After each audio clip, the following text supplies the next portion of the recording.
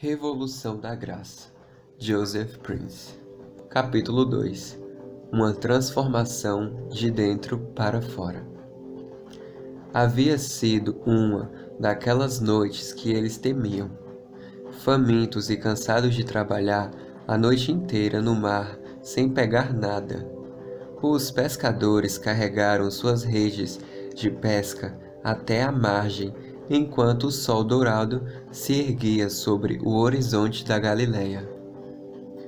Naquela manhã, havia uma agitação incomum na praia do mar da Galileia. Crianças renovadas, depois de uma boa noite de descanso, corriam alegremente ao longo da beira da água, perto de seus pais. Uma grande quantidade de pessoas começava a se amontoar no litoral. Toda a extensão de areia estava lotada e o clima era festivo. "O que todas essas pessoas estão fazendo aqui?"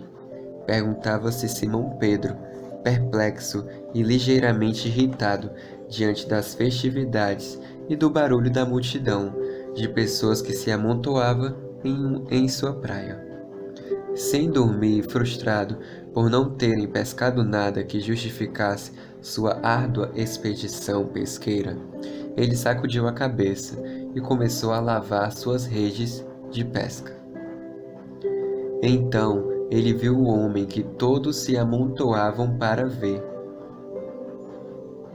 Antes que Pedro se desse conta, aquele homem foi em sua direção e entrou no barco dele.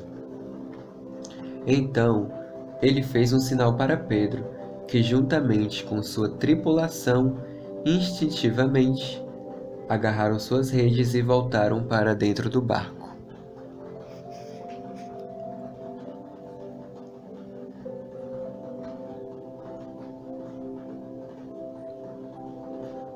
O homem sorriu calorosamente, como se soubesse que Pedro era o proprietário do barco, e perguntou se ele poderia levar o barco até certa distância da praia. A essa altura, a praia estava abarrotada de pessoas ávidas para ouvir o homem falar. Sem hesitar nem por um instante, Pedro virou-se para sua tripulação experiente e os instruiu a empurrar o barco em direção à água. A tripulação atendeu rapidamente ao seu capitão e observou atentamente o estranho no barco deles. O homem, balançando a cabeça em agradecimento à tripulação, e sentou-se na beira do barco, de onde começou a ensinar a multidão que estava reunida na praia. Quando terminou de falar, ele virou-se para Pedro e pediu-lhe que, juntamente com seus homens, fosse para águas mais profundas e lançasse as redes para pescar. O pedido tocou o coração daquele pescador, e ele explicou ao homem que eles haviam pescado a noite inteira e não haviam apanhado nada. Mesmo assim, ele estava disposto a obedecer aquele pedido. Enquanto velejavam rumo às águas profundas, Pedro estava certo de que novamente não pegariam nada. Afinal, eles haviam tentado a noite inteira. Ele pescava naquelas águas desde que era jovem e sabia qual era a hora mais oportuna para tal, e definitivamente o melhor horário não era aquele. O homem que você quer no seu barco. Pedro se perguntava o que um carpinteiro de Nazaré sabe sobre pesca. Quando o barco alcançou as águas profundas, Pedro simplesmente lançou mecanicamente uma rede na água. Uma rede, ele pensou, era suficiente para provar seu ponto de vista de que simplesmente não havia peixe algum para pescar. Se fosse qualquer outra pessoa, qualquer um além daquele homem que se movia com uma autoridade silenciosa em uma amabilidade calorosa, ele teria zombado desse pedido. Mas aquele homem, alguma coisa em sua voz e em sua maneira de se portar, simplesmente fez Pedro concordar, apesar de seu instinto lhe dizer que nada iria acontecer. O que aconteceu em seguida deixou Pedro perplexo. Foi como se a rede, de repente, tivesse se transformado em um imã para peixes. Cadurmes enormes de grandes tilápias começaram a entrar na rede, vindos de todas as direções, um peixe após o outro. Todos os que eles não haviam conseguido pegar durante a noite começou a nadar para dentro da rede, forçando-a até que ela começou a se romper, enquanto Pedro e seus homens começavam a recolher essa quantidade de peixes sem precedentes. Os pescadores, assombrados e frenéticos, gritaram rapidamente para que seus amigos em outro barco viessem ajudá-los.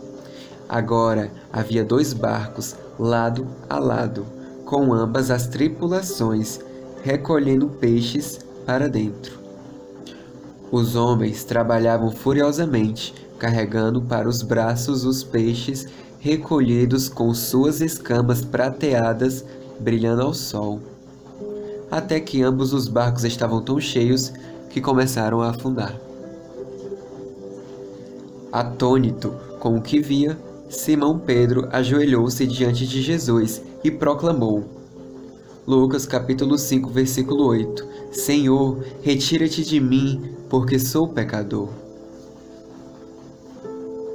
Você trabalhou a noite inteira? Deixe Jesus salvar você. Agora, o que aconteceu primeiro? O arrependimento de Pedro ou a bênção de Deus? Sob a nova aliança da graça, Deus abençoa você primeiro. Então, suas bênçãos, seu favor e seu amor transbordante levam você ao arrependimento. Pedro e sua tripulação de marujos haviam trabalhado diligentemente toda a noite e não haviam apanhado nada.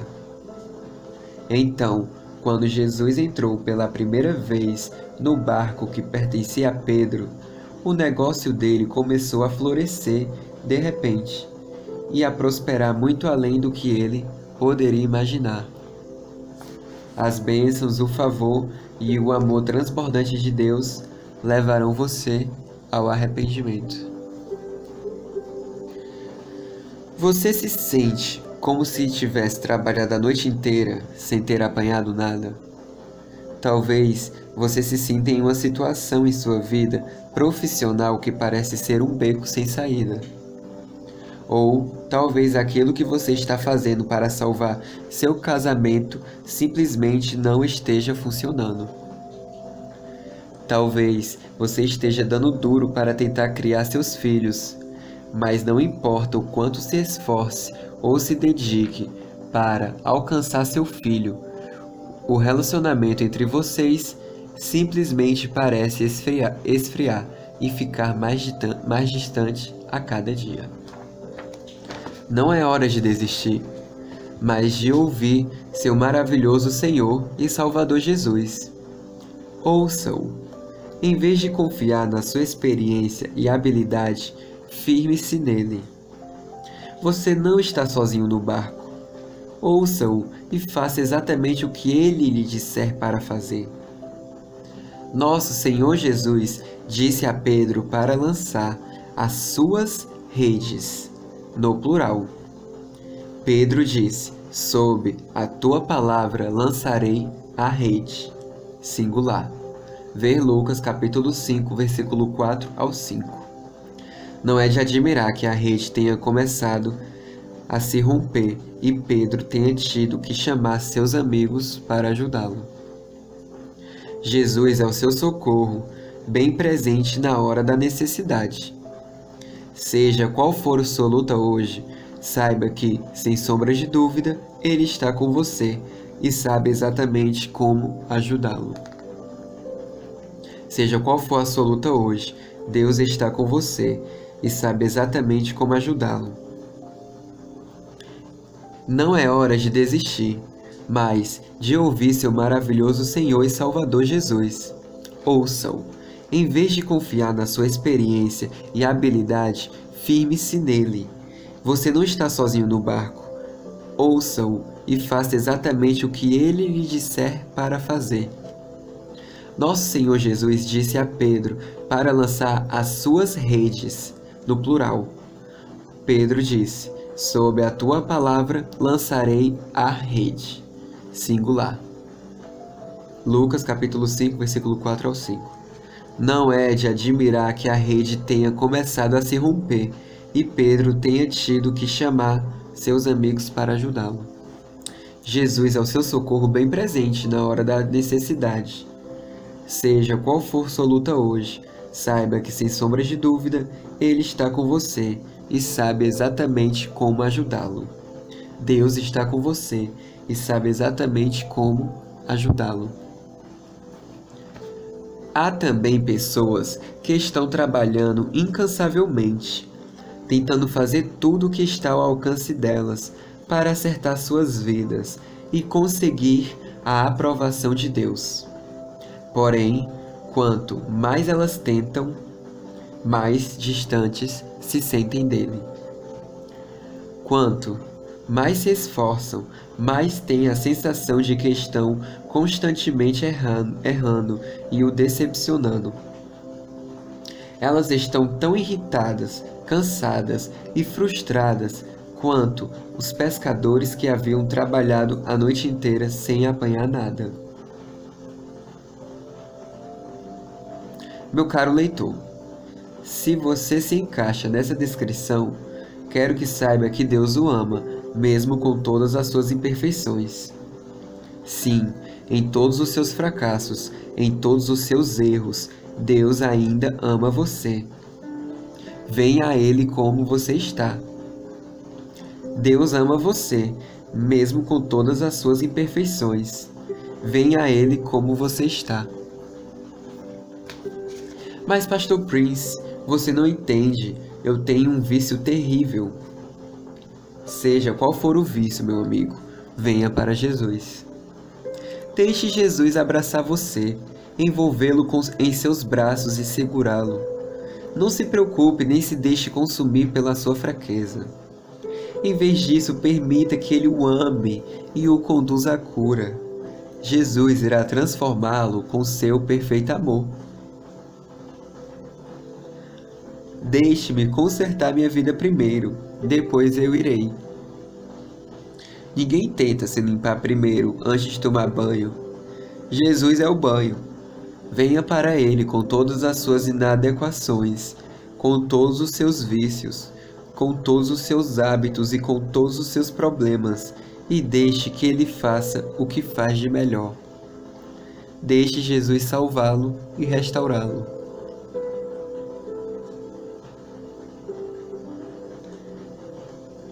Quando você pensa no Joey Montana, o que você conclui? Possivelmente que ele é um dos melhores quarterbacks que já existiu. Quando pensa no Michael Jordan, você pensa: ele é um dos melhores jogadores de basquetebol que já existiu. Agora, o que você pensa quando reflete sobre o nosso Senhor Jesus? Embora seja ótimo saber o que todos esses astros do esporte são capazes de fazer, a verdade é que o que eles fazem no campo e na quadra não muda sua vida em nada. É muito mais importante conhecer o nosso Senhor Jesus como seu Salvador.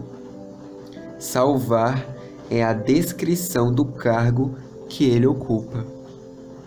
Salvar você é o que Ele faz de melhor. Salvar é a descrição do cargo que Ele ocupa.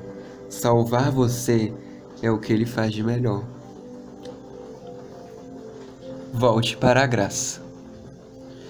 A esta altura, você talvez esteja pensando: Pastor Prince, quero acreditar em você e simplesmente ir até Jesus, mas não é necessário arrepender-se quando se comete um erro?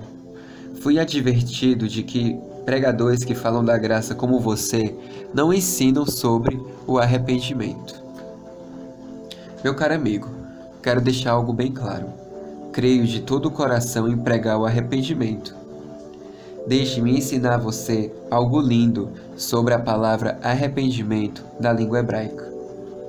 O alfabeto hebraico é composto de 22 letras, do Aleph ao Tav.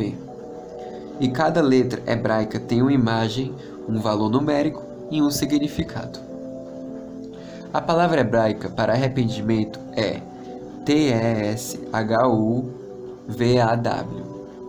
que é composta de 5 letras hebraicas: Tav, Shin, Vav, Bet e Hei. A primeira letra, Tav, tem como pictograma uma cruz. A última letra, Hei, é a 5ª letra do alfabeto hebraico. E o número 5, na numerologia bíblica, representa a graça. Entre o Tav, cruz, e o Hei, graça, estão as letras Shin, Vav e Bet. Essas 3 letras formam a palavra SHUV, que significa voltar. Juntando tudo, TESHUVAH, ou arrependimento, significa: por causa da cruz de Jesus, volte para a graça. A imagem vai estar na imagem do vídeo. Veja a imagem do vídeo. Observando que o hebraico se lê da direita para a esquerda, vemos que Teshuvah, arrependimento, significa: por causa da cruz de Jesus, volte para a graça. Não é incrível que escondidos nas letras hebraicas estejam o coração de Deus e a explicação do que é o verdadeiro arrependimento? Arrependimento tem a ver com voltar-se para a graça de Deus, não por causa da sua bondade demonstrada. Arrependimento tem a ver com voltar-se para a graça de Deus, por causa da sua bondade demonstrada na cruz de Jesus. Não se trata de voltar para a lei de Moisés. Trata-se de voltar-se para a cruz e voltar-se para a sua graça. Sua graça é a fonte de poder e força sobre todo o pecado. Arrependimento tem a ver com voltar para a graça de Deus, por causa da sua bondade demonstrada na cruz de Jesus. Sua graça é a fonte de poder e força sobre todo o pecado. Então, se você cometeu um erro ou está lutando contra um hábito pecaminoso, arrependa-se e volte-se para a cruz. Veja o preço por esse erro ser pago no corpo de Jesus e receba o favor imerecido de Deus para vencer essa área de fraqueza. É assim que se pratica o verdadeiro arrependimento quando se erra. Não fuja do Senhor, corra para Ele. Ele é a solução, Ele é a resposta. Ele o ama e anseia por tê-lo de volta em seus braços amorosos. Se você cometeu um erro ou está lutando contra um hábito pecaminoso, arrependa-se e volte-se para a cruz. Veja o preço por esse erro ser pago no corpo de Jesus. E receba o favor imerecido de Deus para vencer essa área de fraqueza. É assim que se pratica o verdadeiro arrependimento quando se erra. Não fuja do Senhor, corra para Ele. Ele é a solução, Ele é a resposta, Ele o ama e anseia por tê-lo de volta em seus braços amorosos.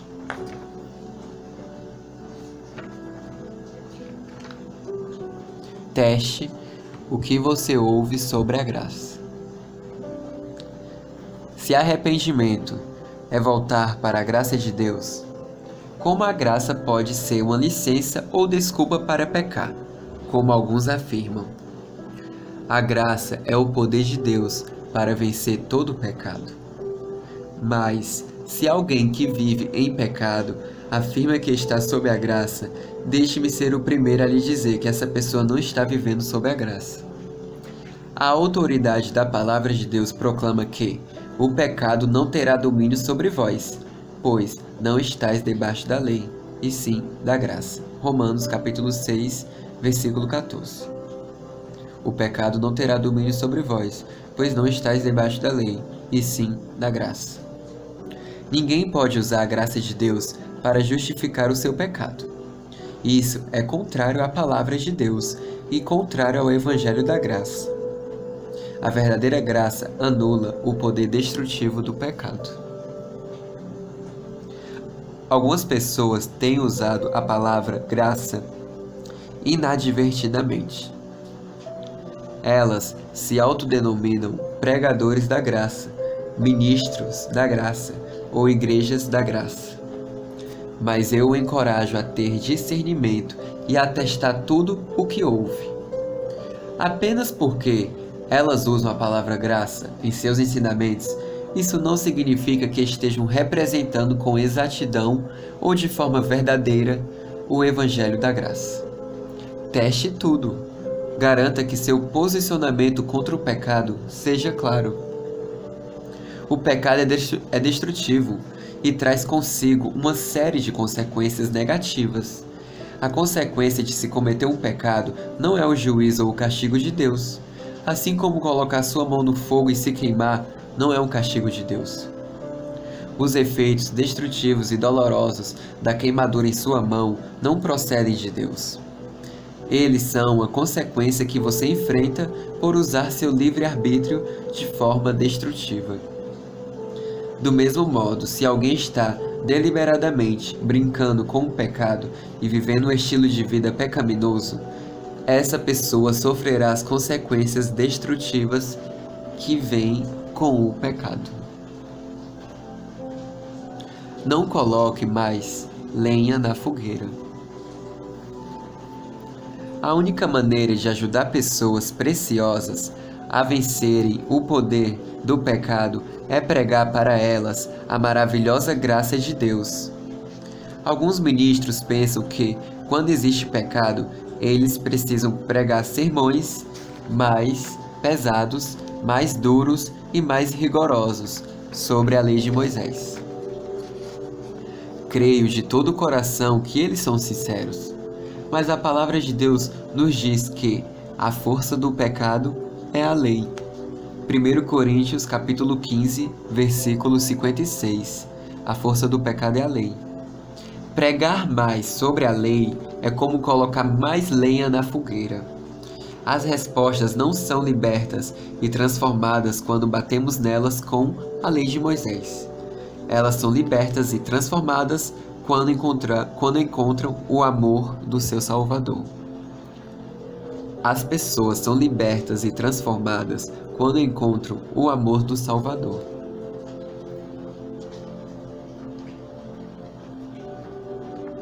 Creio que os cristãos verdadeiramente nascidos de novo não estão procurando uma desculpa para pecar. Como isso é possível se eles foram impactados pelo amor e pelo sacrifício de Jesus?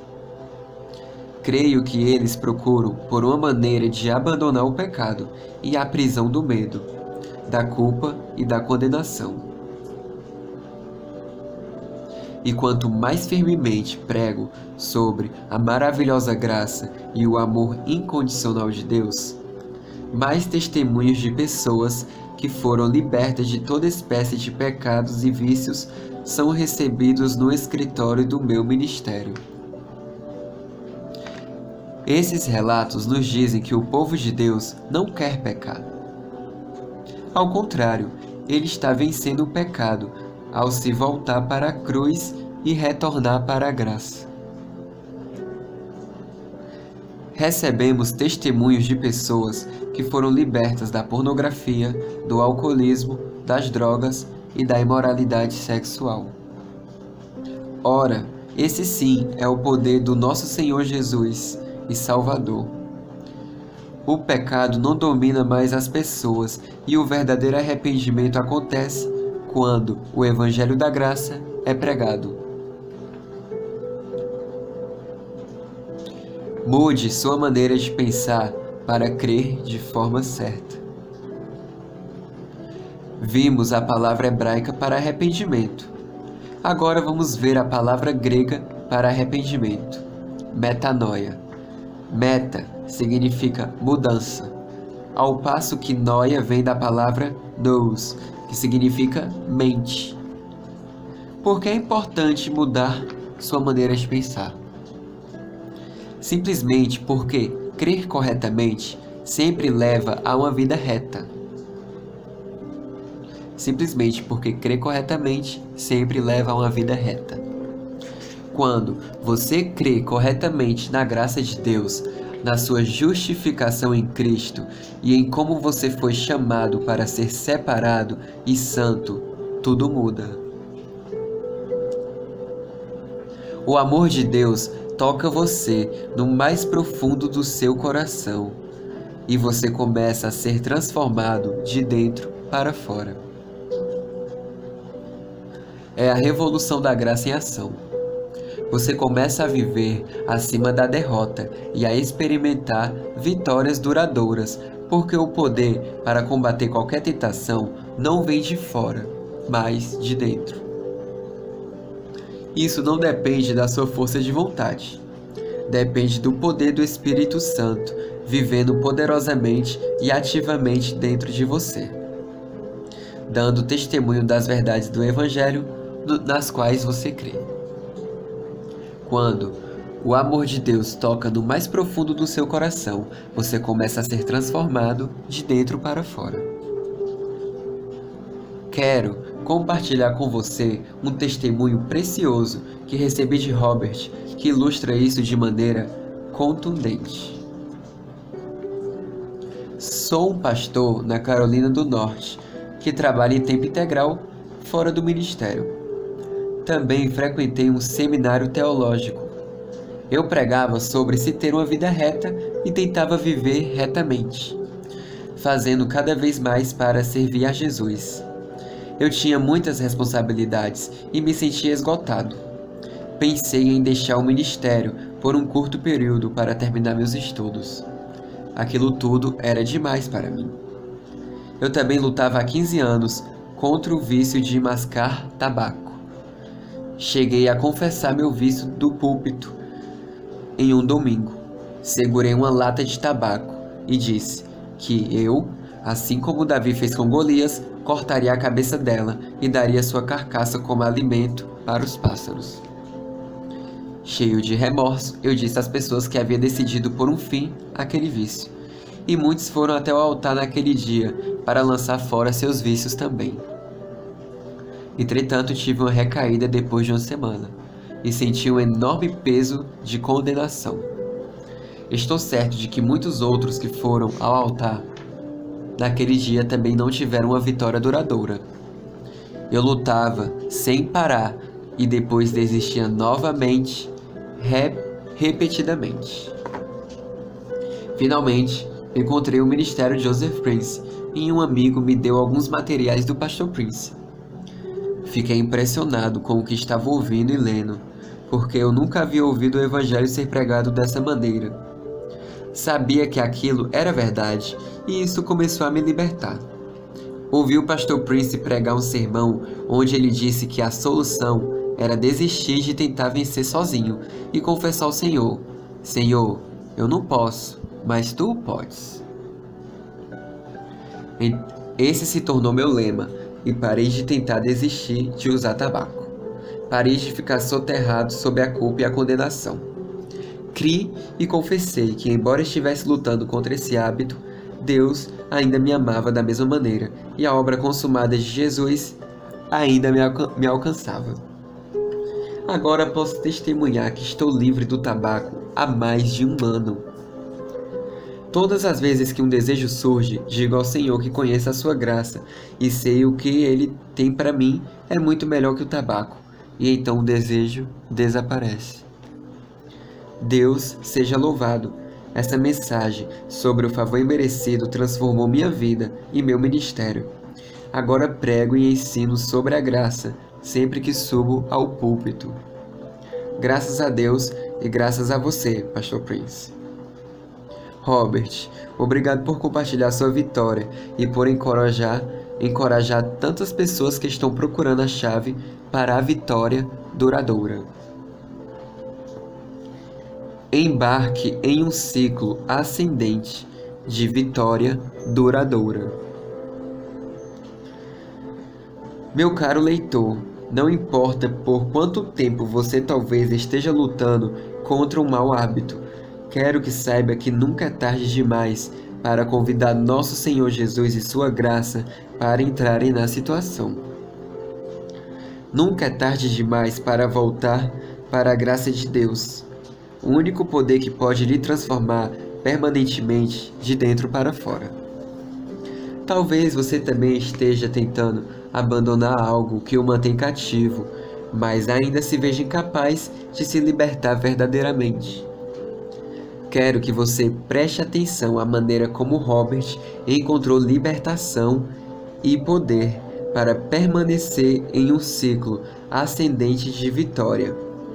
Observe como Robert disse que, em seu desejo de deixar o vício, ele havia lutado sem parar, apenas para desistir novamente, repetidamente.